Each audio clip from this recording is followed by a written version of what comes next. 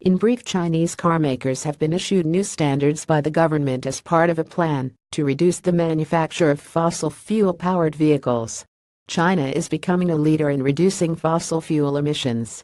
China has announced that automakers that want to manufacture fossil fuel-powered cars first must produce low-emission and zero-emission cars to attain a new energy vehicle score. The new rule applies to companies that make or import more than 30,000 fossil fuel cars annually. This means that by 2019, carmakers must be producing a fleet with a total of 10% or more electric vehicles and 12% or more by 2020. Click to view full infographic. China's new rule is part of an aggressive plan to phase out fossil fuel vehicles, a goal it shares with the UK and France, which both plan to ban sales of fossil fuel cars by 2040. A recent report indicates that China's auto market will be all electric by 2030.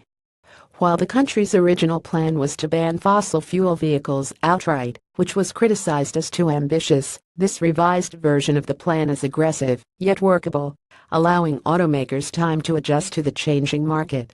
Reducing emissions worldwide. This is part of a larger effort on China's part to reduce carbon emissions and fossil fuel dependency.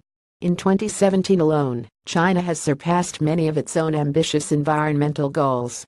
By August, the country had already reached its 2020 solar energy installation target, reasserting itself as the largest producer of solar power on Earth. In June, an entire region of China ran on 100% renewables for 7 days. China has begun to build a large-scale carbon capture and storage plant, the first of 8, as part of its attempts to reduce its carbon footprint. The nation has invested more into renewables than any other country in the world, including the US, and has begun to reap the benefits, turning around many of its pollution problems. The move toward electric vehicles is global. California is considering a ban on the sale of fossil fuel vehicles, and when it comes to technology, California is a national trendsetter for the US.